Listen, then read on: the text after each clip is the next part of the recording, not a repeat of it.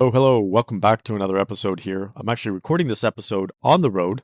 I'm in Montreal this week in a performance psychology conference and spending some time with the team at Cirque du Soleil to understand their methods in terms of how they've created a world-class business when it comes to providing people entertainment. And it was really interesting because they shared their vision and what their mission is, and their mission is ultimately to create emotion within people. And if you've ever been to Cirque du Soleil show, they absolutely create this level of emotion that is unmatched when you watch any other type of show out there. It's incredible.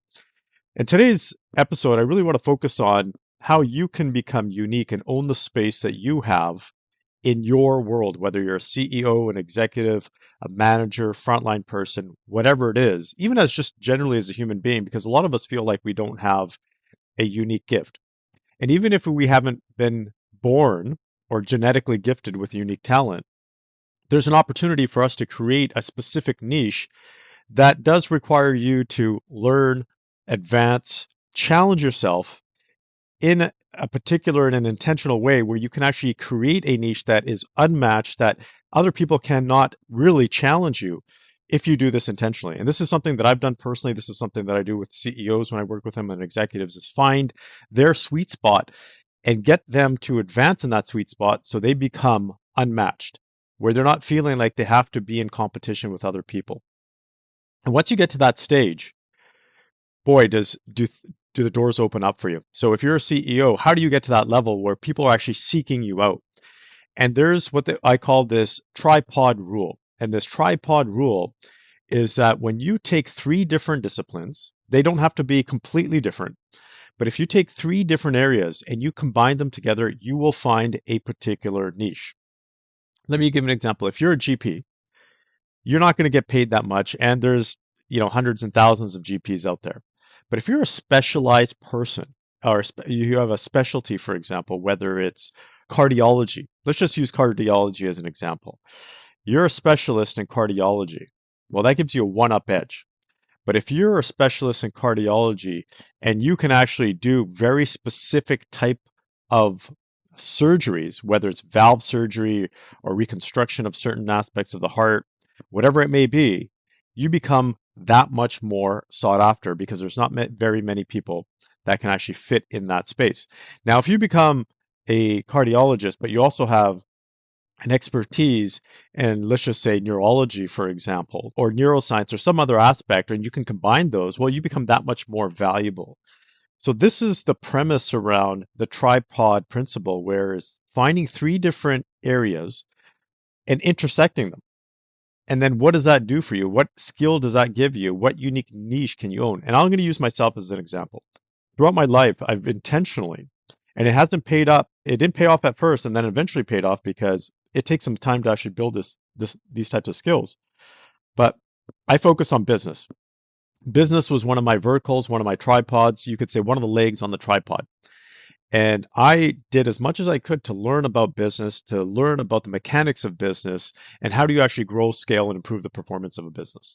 My next, you can say, leg in the tripod is performance psychology and neuroscience. So understanding human potential, human capacity, the ability for someone to perform at their optimal level. And my last, you can say, leg that I focus on, and there's a number of other areas that I brought into this, you could say, formula. But the last element is systems design in particular. How do you build systems? So almost like an architect or an engineer, how do you actually build systems? And by combining those three areas, we've created a niche in the business world where other organizations really can't match it because we're experts in bringing out human and business performance. And we do it by building systems and very, how do I say it, executable systems that actually perform. So that's something that I wanted to share with you. And I want you to think about this for yourself. What are three things that you may be really good at, or let's just say you're at average at right now, that you can get better at? And how do you combine those? And so a lot of people think they have to be the best of this particular thing or best in this particular area. Not necessarily. You can be decent or fairly good in three different areas. And once you combine them, you have a very unique skill set.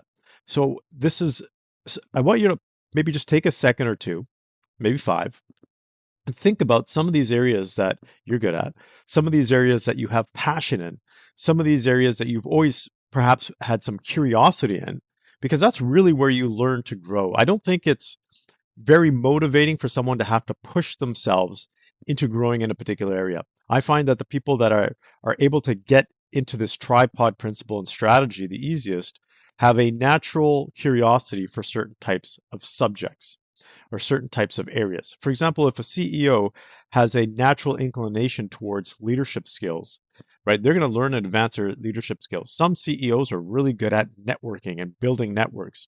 Other CEOs are really good at strategy.